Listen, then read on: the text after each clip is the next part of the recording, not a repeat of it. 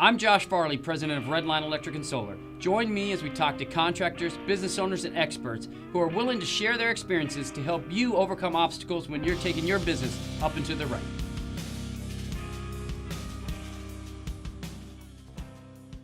Good morning, I'm Josh Farley, president of Redline Electric and Solar. I'm also the host of Up and to the Right. So this is a journey that I've been taking for myself to try to create a better business. I'm doing this to better my business and to give back to the people that were coming up behind me. If I only knew a few little things when I first started, it probably would have made my business so much better. Gave me a lot more confidence moving forward, and a little bit more structure can pretty much help anybody. So I'm continually trying to better myself and my business, and I want to take the time and help you guys do the same. I went to work with my dad when I was younger. He's an electrician. I really liked it. I liked working with my hands. It was technical. It made me think. And I got good at it. And I worked for a number of companies trying to find the right fit, the right culture, the right place for me, and eventually came to the realization that I need to start my own. So I worked for a company called M&M Electric. They're out of business now. And I was working there with a friend of mine, and we were chatting back and forth. Hey, what are we going to do? We got to make something better for ourselves. So I partnered with this guy. He went and got his license. He got the business running. He filed for an EIN number. He got the ROC number. He pretty much did everything to start a business, except for putting me on the paperwork. We had a handshake deal, and I thought, I was going into something as a partner. But learning from me, you got to make sure that you're on the paperwork. Get somebody involved. Make sure there's an agreement in place. But that worked for us, it worked. I had already quit my job. I really didn't have a choice but to go in with this guy at that point. And, I trusted him, and I trusted that it would happen. But looking back, learn from me, get something else in place. Make sure it's in writing. I quit my job the day before my son was born. And I went into partnership with this guy, and I was scared. What other way to be scared? I just bought a house. I just got married. We just had a kid, and here I am going, honey, I quit my job. It really motivated me to continue to be better. I went out there, I worked real hard. I made sure to maintain customer relationships, and it worked. And we kept going.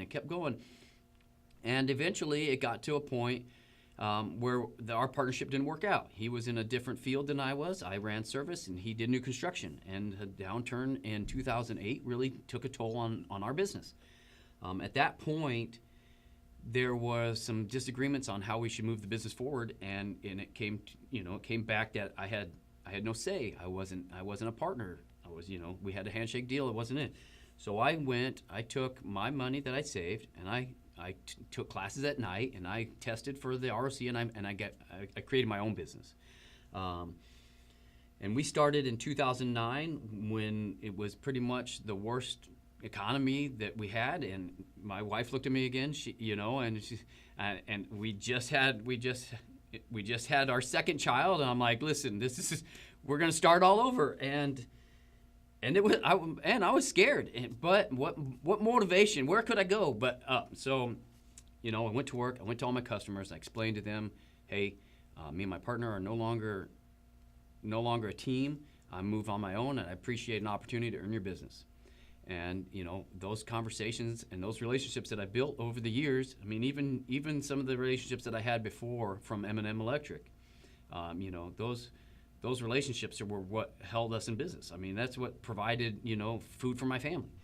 And looking at my customer base now, I know that relationships build businesses. So if you're looking to market or to target SEO or whatever, that's fine if you don't ever want to build relationships. But for me, that's just kept me going, and that's what builds going forward. I'm not going to say it was easy. It was definitely nice being your own boss. We lived on rice and beans for a long time. People say paycheck to paycheck, but if your paychecks don't come for 2 months, it's hard. It's hard to keep that going.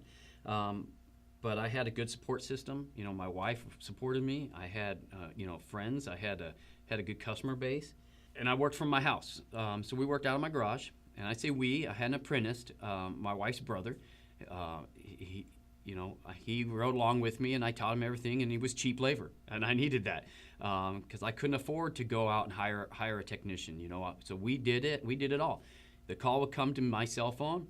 I'd take the call. I'd say, yep, I can do it. We'd go, we'd do the work. I'd hand him a bill. I'd get the check. So, everything went through me. So my cell phone, they called me. I went and did the work. I invoiced the work, and I collected the check. And did I make more than I was making working for somebody else?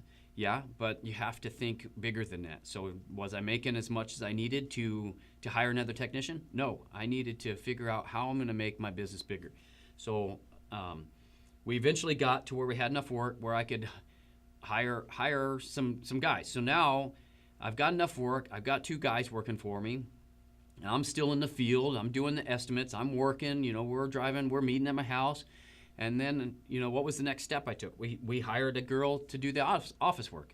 So I needed somebody to do the invoicing and, answering phones, that stuff that, that limited me from getting more clients and providing more estimates. So what better way? I hired my sister-in-law. So she was young, she was eager, and she was affordable.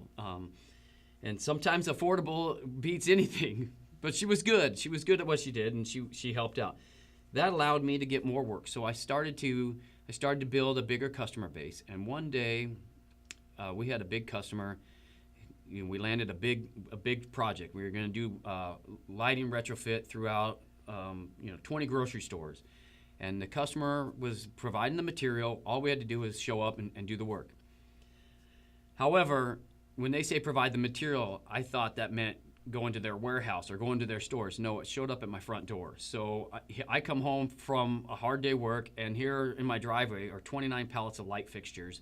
And my wife's standing out there, and all my neighbors are around going, what is this? What's going on? You got a semi blocking the street, and this forklift just dropping fixtures off in my front yard, which is it's pretty crazy to think about.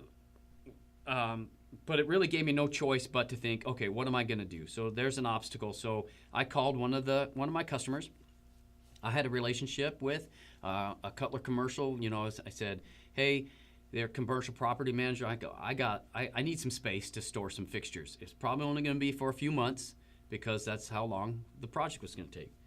So I found a space. We got all the fixtures moved over there, and we ended up staying there. So we lived in that space for 5 years trying to grow this business because of one project gave us the opportunity, and then we found a way to make it work. And now I felt like we were a legitimate business. We've got an office space. I'm not invading my wife's laundry room anymore, my office. We've got a gal answering the phones. We've got a couple guys on the road. We've got a couple trucks. I started thinking, all right, this is moving. And then, one thing led to another. We got to where we had 7 or 8 guys, but we were plateauing. I was hitting a plateau. So I started to think, maybe I need a sales guy, or maybe I need to do this. And I tried a few different things, and some of these things cost me like $50,000, $70,000 in lessons. I mean, and if you think about that, I couldn't be in business if I lost $50,000. Like, nobody's going to lose $50,000. But if you think of the consequences that some of these things happened, we had a sales guy. He came in and he promised the world to customers, and he was bidding the jobs low, and I wasn't watching him. And I watched the first couple, and then I trusted that he was going to make good decisions. But it wasn't his business. He's just out there trying to look good. So I didn't have a system in place to regulate that so I could see it. So when the jobs started finishing, low or no profit, I took it upon myself to let them go and take responsibility for that, and that we wanted to protect our reputation versus just close the door or tell the customers no. So we offered to finish the jobs for what he said, and we to pretty much secure our reputation, and it was a very expensive lesson. So that was a big problem for me. And so while I make this journey, we're going to have these podcasts. We're going to talk about salespeople and partnerships and starting out and the first obstacle and buying buildings or renting space, buying trucks. These are problems that I went through, and we're going to bring in other people that go through the same problems. So come with me as we talk to other business owners to share their struggles and how they overcame them. We're going to bring in experts to talk about specific things like financing strategy. reading, whatever it may be. And then we're going to talk about entrepreneurisms. What the hell are they and where did they come from? Hard work beats talent when talent doesn't work hard. So come with me as I try to create a better opportunity for my business, my employees, and my family, and hopefully I can help others take their business up and to the right. Hey, thanks for tuning in. If you like what we're doing here, subscribe to our podcast at iTunes, Google Play, or Stitcher, and to our YouTube channel to see more episodes. Go to upandtothe right.org to get all the links.